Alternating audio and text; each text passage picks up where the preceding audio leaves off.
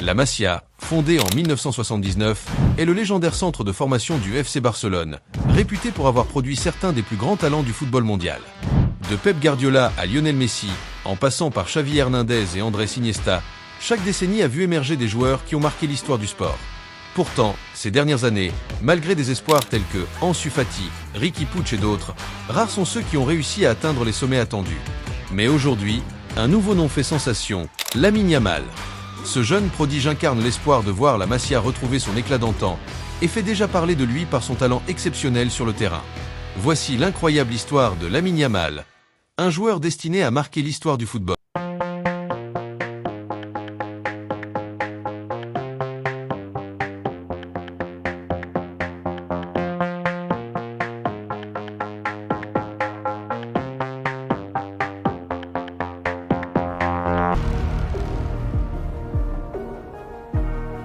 Lamine Yamal Nasraoui Ebana a vu le jour le 13 juillet 2007 à Espluc de Llobregat, une charmante ville proche de Barcelone en Catalogne, Espagne. Fils de Sheila Ebana, serveuse au MC2 originaire de Bata en Guinée équatoriale, et de Mounir Nasraoui, peintre en bâtiment venant de l'Arrache au Maroc, Lamine est le produit d'une rencontre interculturelle unique. Lorsque Mounir, à peine âgé de 9 ans, arrive en Espagne avec sa mère, il ne se doute pas que son voyage le mènera à Sheila, une compatriote également immigrée. Ensemble, ils fondent une famille, et en 2007, Sheila donne naissance à Lamine. Toutefois, en 2010, alors que Lamine n'a que 3 ans, ses parents se séparent. Malgré la séparation, Mounir et Sheila continuent à être présents dans la vie de leur fils. La famille, alors résidant à Mataró, se divise. Sheila s'installe à Granollers, une ville située à une trentaine de kilomètres au nord-est de Barcelone. C'est là que Lamine commence à découvrir sa passion pour le football. À l'âge de 4 ans, il rejoint le club de football La Torta, un club local où il commence à briller sur le terrain. Alternant entre les deux villes pour passer du temps avec ses parents, Lamine grandit à Rocafonda, un quartier de Mataró souvent décrit comme oublié par les médias. Il célèbre ses buts en faisant un geste distinctif avec le numéro 304, un hommage au dernier chiffre du code postal local. Ce geste devient un symbole de fierté et d'identité pour la communauté ouvrière de Rocafonda. À l'âge de 6 ans, le talent de Lamine ne passe pas inaperçu. Repéré par le prestigieux FC Barcelone, il est invité à s'entraîner à la Masia, l'académie de football du club. En 2014, Lamine rejoint officiellement le FC Barcelone, déménageant à Barcelone pour vivre et s'entraîner au cœur du célèbre centre de formation. Son ascension fulgurante au sein du club emblématique n'est que le début d'une carrière prometteuse.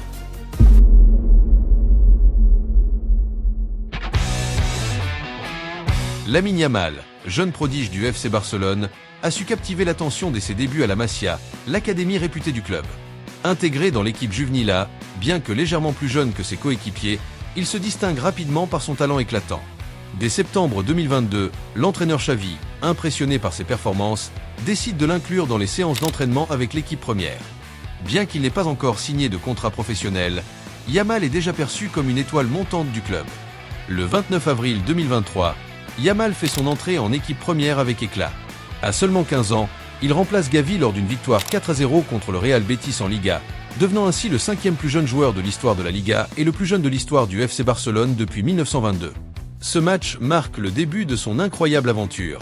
Moins de 2 semaines plus tard, il célèbre son premier titre en Liga, bien que sa participation à la célébration ait été compromise par un engagement international avec l'Espagne.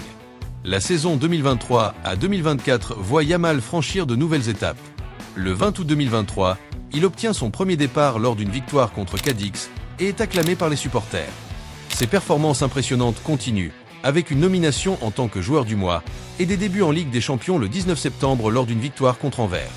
Son contrat est prolongé jusqu'en 2026, avec une clause de rachat d'1 milliard d'euros. Yamal ne cesse de briller.